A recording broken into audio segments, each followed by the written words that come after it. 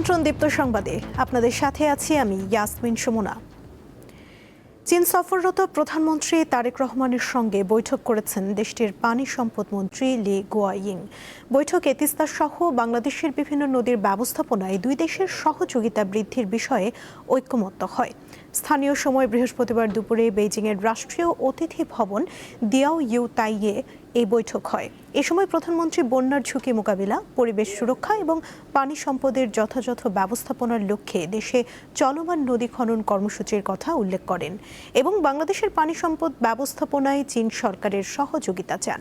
প্রধানমন্ত্রী বাংলাদেশের তিস্তা ব্যবস্থাপনা প্রকল্পে চীন সরকারের কারিগরি সহায়তাও প্রত্যাশা করেন। চীনের পানি সম্পদ মন্ত্রী এ বিষয়ে সর্বাত্মক সহযোগিতার আশ্বাস দেন। এর আগে প্রধানমন্ত্রী তারেক রহমানের সঙ্গে সৌজন্য সাক্ষাৎ করেন দেশটির কমিউনিস্ট পার্টির আন্তর্জাতিক বিভাগের মন্ত্রী লিউ হাইসিং। একই দিনে একটি বিনিয়োগ সম্মেলনে যোগ দেন তারেক রহমান। এ সময় বাংলাদেশে বিনিয়োগের জন্য চীনের ব্যবসায়ীদের প্রতি আহ্বান জানান তিনি। বাংলাদেশ বিনিয়োগ উন্নয়ন কর্তৃপক্ষ এই অনুষ্ঠানের আয়োজন করে।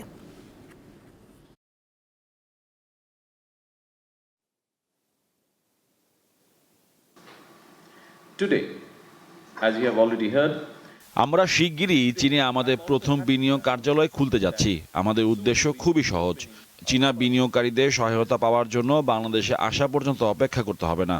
আমরা আপনাদের আরও কাছাকাছি থাকতে, আপনাদের সাথে আরও নিয়মিত কথা বলতে এবং আগ্রহ থেকে সিদ্ধান্তে পৌঁছানোর প্রক্রিয়াকে দ্রুততর করতে আপনাদের সাহায্য করতে চাই।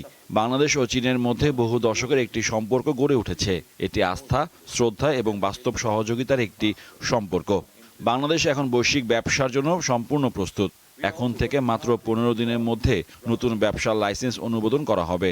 বিদেশি বিনিয়োগকারীরা বৈষম্যহীন আচরণ, আমাদের আইন ও প্রবিধান অনুযায়ী মূলধন ও লভ্যাংশ ফেরত এবং শক্তিশালী আইনি সুরক্ষা আশা করতে পারেন। in Bangladesh in less than 15 days. আগামী 28 জুন সারা দেশে একদিনে কমপক্ষে 2,40,00,000 শিশুকে ভিটামিন এ প্লাস ক্যাপসুল খাওয়ানো হবে বলে জানিয়েছেন স্বাস্থ্য প্রতিমন্ত্রী এম এ মুহিত। সকালে সচিবালয় ব্রিফিংয়ে এ তথ্য জানান তিনি।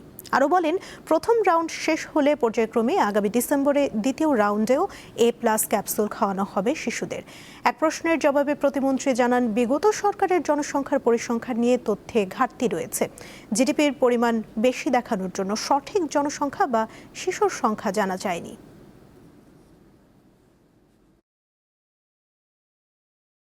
জুন সকাল 8টা থেকে বিকাল 4টা পর্যন্ত সারা দেশে একযোগে হবে। 6 মাস থেকে 11 মাস বয়সী যে বাচ্চারা, 1 বছরের কম বয়সী, তাদেরকে আমরা নীল রঙের একটা ভিটামিন এ ক্যাপসুল থেকে খাওয়াবো। আর 12 মাস থেকে 59 বয়সী যারা, তাদেরকে আমরা লাল রঙের ক্যাপসুলটা খাওয়াবো। এই দুই ক্যাপসুলের ডোজটা ডিফারেন্ট। বিদ্যমান আইন দিয়ে মাদক নিয়ন্ত্রণ সম্ভব হচ্ছে না, তাই মাদকদ্রব্য নিয়ন্ত্রণে আলাদা ট্রাইব্যুনাল তৈরি করা হবে বলে জানিয়েছেন স্বরাষ্ট্রমন্ত্রী সালাউদ্দিন আহমদ। বৃহস্পতিবার আন্তর্জাতিক মাদক বিরোধী দিবস উপলক্ষে সচিবালয়ের এক অনুষ্ঠানে তিনি এসব কথা বলেন। মন্ত্রী জানান, অভিযান পরিচালনার জন্য মাদকদ্রব্য নিয়ন্ত্রণ অধিদপ্তরের পরিদর্শকদের অত্যাধুনিক অস্ত্র দেয়া হবে। পাশাপাশি মাদক কারবারি ও মাদক সেবীদের জন্য প্রতিষ্ঠা করা হবে আলাদা কারাগার। এই লক্ষ্যে আগামী কয়েকদিনের মধ্যে মাদকদ্রব্য নিয়ন্ত্রণ আইনের সংশোধনী বিল জাতীয় সংসদে উত্থাপন করা হবে বলে জানান স্বরাষ্ট্রমন্ত্রী।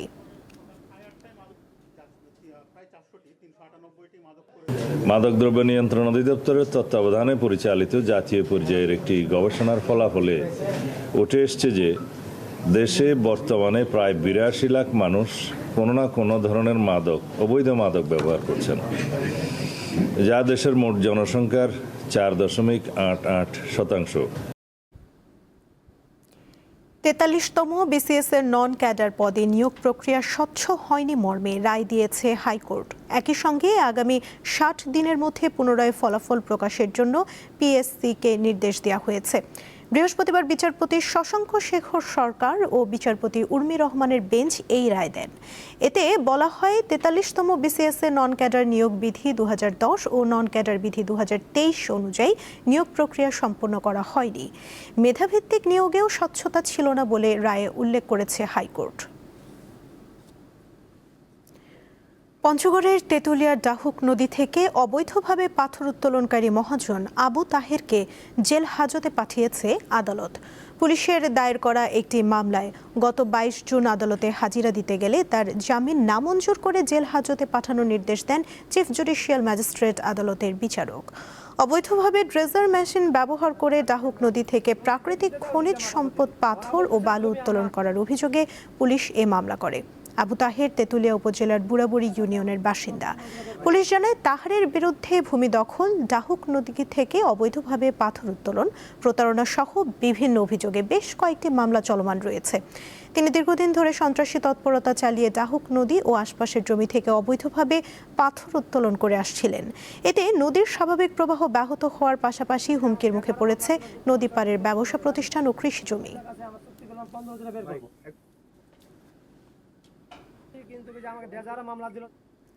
আন্তর্জাতিক প্রসঙ্গ। পরপর দুটি শক্তিশালী ভূমিকম্পে কেঁপে উঠেছে ভেনেজুয়েলা। রিক্টার স্কেলে মাত্রা ছিল 7.2 ও 7.5। ভয়াবহ এই ভূমিকম্পে এখন পর্যন্ত অন্তত 32 জন নিহত এবং প্রায় 700 জন আহতের তথ্য পাওয়া গেছে। তবে নিহতের সংখ্যা আরও বাড়তে পারে বলে আশঙ্কা করছেন দেশটির অন্তর্বর্তীকালীন প্রেসিডেন্ট ডেলসি রদ্রিগেজ। এই ভূমিকম্পকে দেশটির গত 125 বছরেরও বেশি সময়ের মধ্যে সবচেয়ে শক্তিশালী বলে জানিয়েছে বিবিসি।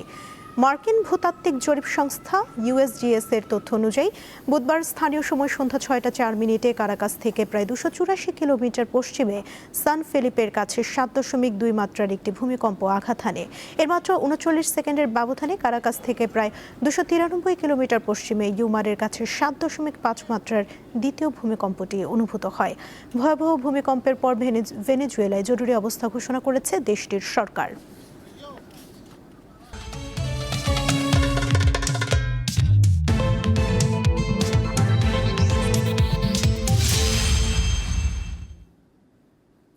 বিশ্বকাপে স্কটল্যান্ডের বিপক্ষে ভিনিসিয়াসের জোড়া গোল আর একই ম্যাচে প্রায় 3 বছর পর ব্রাজিল দলে আবারও নেইমারের ফেরা। এই আনন্দের দিনে স্কটল্যান্ডকে 3-0 গোলে হারিয়ে সি গ্রুপ চ্যাম্পিয়ন হিসেবে নকআউট পর্বে জায়গা করে নিয়েছে 5 বারের বিশ্ব চ্যাম্পিয়নরা। একই গ্রুপের আরেক ম্যাচে হাইতিকে 4-2 ব্যবধানে হারিয়ে রানার্স আপ হিসেবে পরের রাউন্ডে উঠেছে মরক্কো। যুক্তরাষ্ট্রের মিয়ামির হার্ড রক স্টেডিয়ামে 64,000-এর বেশি দর্শকের সামনে ম্যাচে শুরু থেকেই আক্রমণাত্মক ফুটবল খেলে কার্লো আনচেলত্তির দল। 7ম মিনিটেই এগিয়ে যায় ব্রাজিল। স্কটল্যান্ডের রক্ষণভাগের ভুলের সুযোগ নিয়ে গোল করে ভিনিসিয়াস।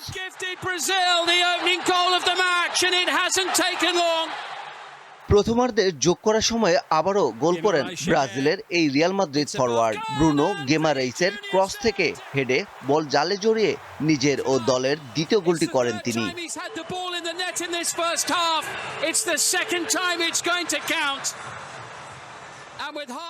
দ্বিতীয়ার্ধেও আধিপত্য ধরে রাখে সেলেসাওরা। 63 মিনিটে গোল করেন কুনিয়া। টুর্নামেন্টে এটি তার তৃতীয় গোল।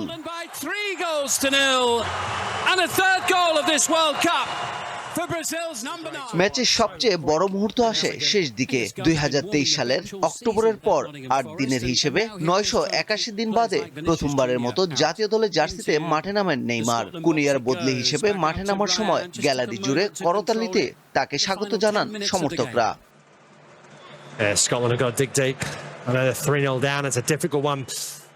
আরেক ম্যাচে 1974 বিশ্বকাপের পর গোলের দেখা পেলেও তা কাজে লাগাতে পারেনি হাইতি। নাটকীয় এক ম্যাচে 2 বার পিছিয়ে পড়েও ঘুরে দাঁড়িয়ে 4-2 গোলের জয় তুলে নিয়েছে মরক্কো। এই জয়ে নকআউট পর্ব নিশ্চিত করেছে উত্তর আফ্রিকার দেশটি। পারভেজ খোকন, দীপ্ত স্পোর্টস। এই ছিল এখনকার মতো। পরবর্তী সংবাদ বিকেল 5টায় দেখার আমন্ত্রণ রইল। এছাড়া আরও তথ্য পেতে যুক্ত থাকুন দীপ্ত ডিজিটাল প্ল্যাটফর্মের সাথে।